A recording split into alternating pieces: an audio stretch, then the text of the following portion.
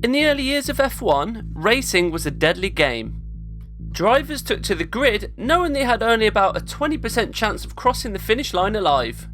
Yet, there was one man who embraced this danger with unwavering determination: Niki Lauda.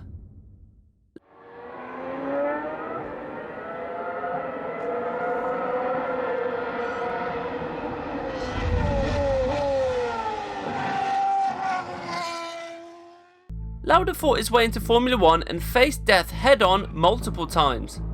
Despite the dangers, he built an F1 career that many drivers today could only dream of. His remarkable journey saw him become one of the sport's greatest drivers. So, how did Niki Lauda rise to the top of F1 during his time on the track? Before we dive into today's video, now is the perfect time to like and subscribe to the channel so you don't miss out on other amazing F1 related content. Born into a wealthy Austrian family on February 22, 1949, Lauda's early life seemed destined for comfort and predictability. His family envisioned a stable and conventional career for him, far removed from the dangerous world of motorsport. But Lauda had a weird passion: motor racing. From a young age, Lauda's passion for motorsport was an unstoppable force, one that clashed violently with his family's conservative values. His grandfather in particular was strongly opposed to Niki's dream, deeming it too dangerous. This familial resistance only fueled Lauda's determination. He wasn't just fighting to become a racer, he was fighting for his identity, his dreams, and his future. Ignoring the disapproval that surrounded him, Lauda jumped into racing with an unyielding spirit, to pursue his passion. Niki Lauda abandoned university and enrolled in the racing school of Hard Knocks. He financed this bold move with loans from Austrian banks, betting everything on his dream. He started modestly with a Mini, but his ambition quickly propelled him into the world of Formula V and then onto private Porsche and Chevron sports cars.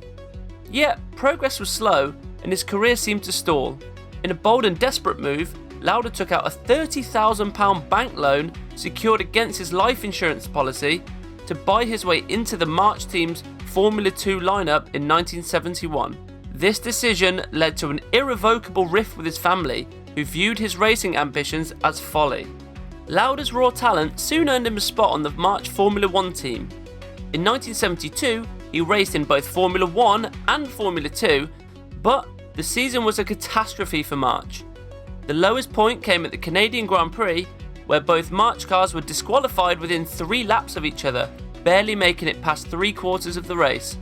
Unfazed by setbacks, Lauda took another bank loan and bought his way into the BRM team in 1973.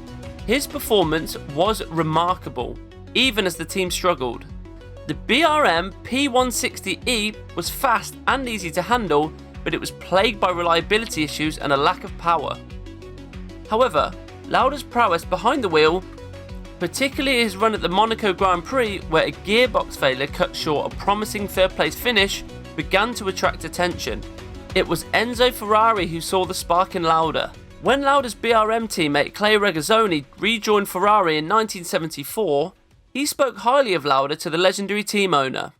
Impressed, Ferrari wasted no time signing Lauda, offering him a deal that cleared his debts and set him on the path to become a motorsport icon. The decision of Ferrari to sign the relatively unknown Niki Lauda paid off almost immediately.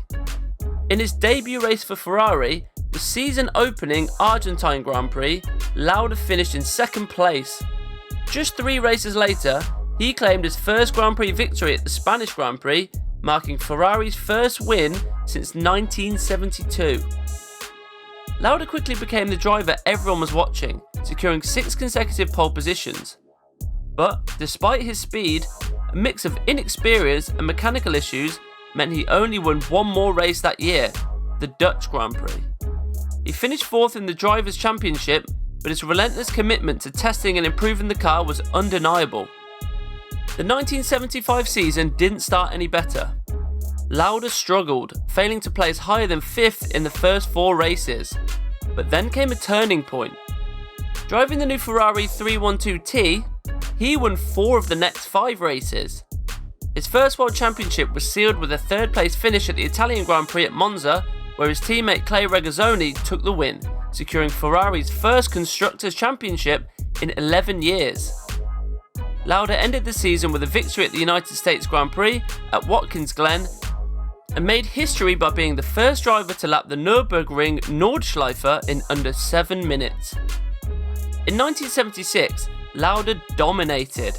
He won 4 of the first 6 races and finished second in the other 2.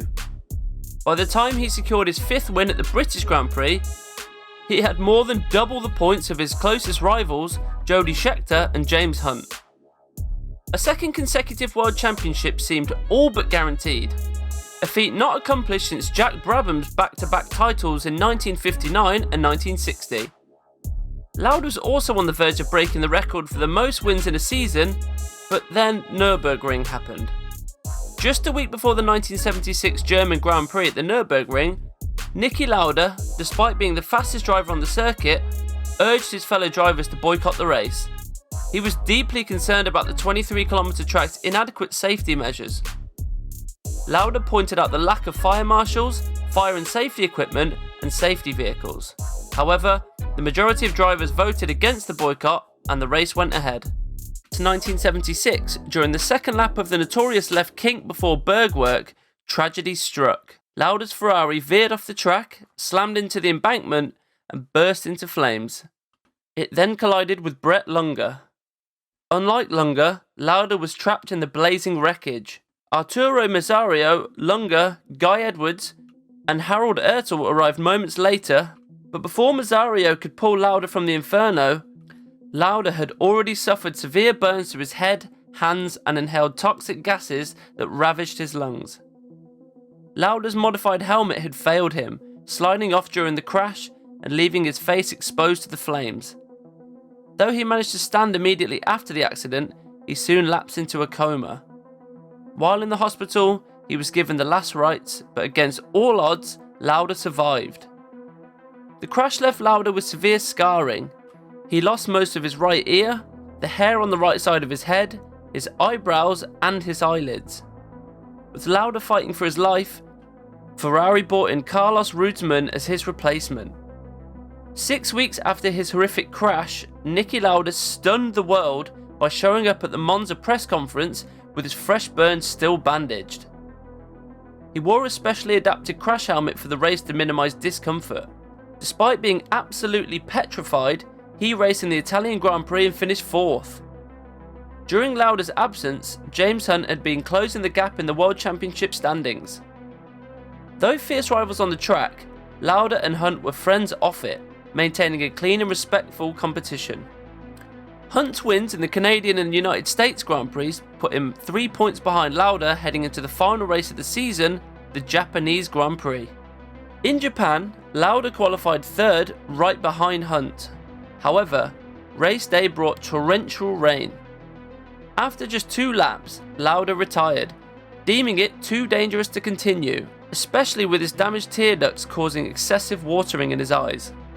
Hunt led much of the race, but blistering tyres and a pit stop dropped him down the order. He clawed his way back to 3rd, winning the title by a single point. Lauda's decision to withdraw from the Japanese Grand Prix severely strained his relationship with Ferrari.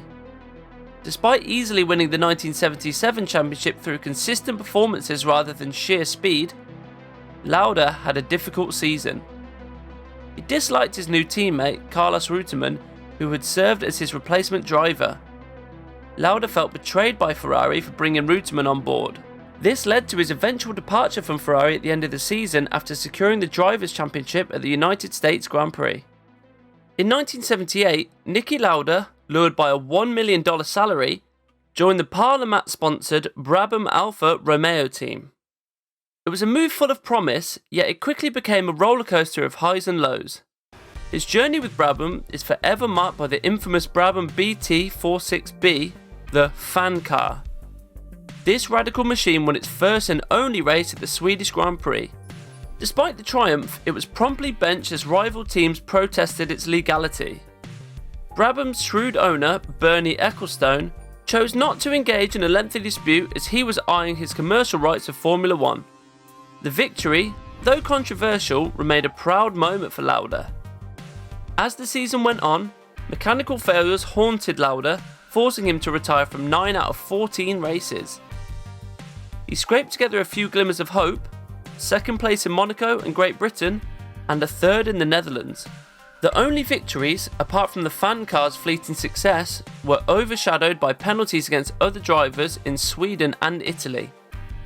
Alfa Romeo's flat 12 engine proved too cumbersome for the new ground effect designs, leading to the development of a V12 for 1979. This marked the fourth different 12-cylinder engine Lauda had driven since his Formula 1 debut in 1973.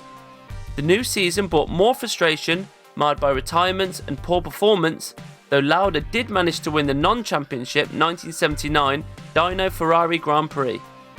Away from the Formula 1 track, Lauda found solace and victory in the BMW M1 Pro Car Championship, driving for Ron Dennis's Project 4 Racing. He dominated, winning 3 races and securing the series title.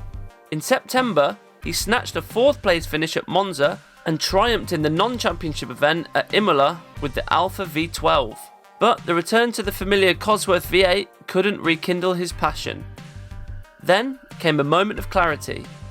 During practice for the 1979 Canadian Grand Prix, Lauda abruptly halted his session. He informed Ecclestone that he was done.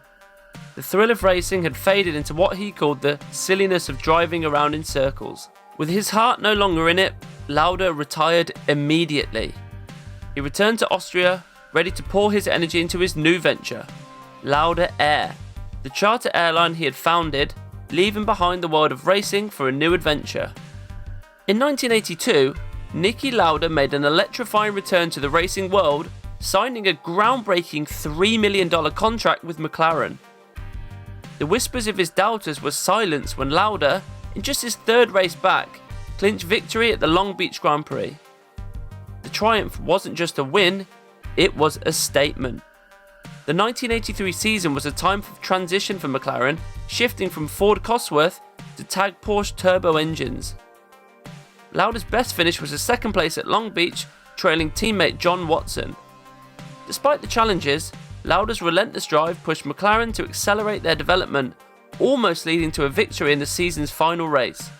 The 1984 season was legendary. Lauda clinched his 3rd World Championship by just half a point over his formidable teammate, Alain Prost. Initially wary of Prost's speed, Lauda embraced the rivalry, which drove him to new heights. They dominated the season, winning 12 of 16 races. Lauda's 5 victories included a historic win at the Austrian Grand Prix, the only time an Austrian driver has won at home. The season finale in Portugal was a nail-biter. Lauda started 11th on the grid, while Prost was on the front row. Prost did everything he could to win the race, but Lauda's masterful driving to 2nd place, setting the fastest lap in the process, secured him the championship. Fate lent a hand when Nigel Mansell, running 2nd, retired due to brake failure, allowing Lauda to move up and clinch the title. Lauda toyed with the idea of joining Renault for the 1985 season, but chose to stay with McLaren. The season, however, was again a disappointment, marred by 11 retirements in 14 races. A crash at Spa-Francorchamps left him with a broken wrist, forcing him to miss the European Grand Prix, where John Watson stepped in. Lauda's moments of glory were rare.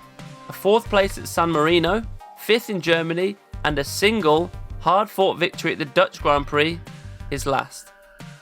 Announcing his retirement in the 1985 Austrian Grand Prix, Lauda's final race was the inaugural Australian Grand Prix in Adelaide. He started 16th and with typical tenacity, fought his way to the front by lap 53. However, his brakes failed on lap 57, ending his race and career in a spectacular fashion. Niki Lauda's legacy isn't just etched in his racing victories, it's immortalised in the dramatic improvements in Formula 1 safety that his experience prompted. The horrific crash at Nurburgring and Lauda's miraculous recovery revealed the dire need for better medical facilities, safer car designs, and stricter safety protocols. Determined to make a difference, Lauda became a relentless advocate for safety in motorsport. His influence was profound, pushing for changes that would perfect not just himself, but every driver on the track. After his racing career, Niki Lauda transitioned seamlessly into various influential roles. As an advisor for Ferrari, he brought his insider knowledge to the team, Later, as Jaguar's team principal and a television commentator, Lauda's unique insights and blunt honesty captivated audiences.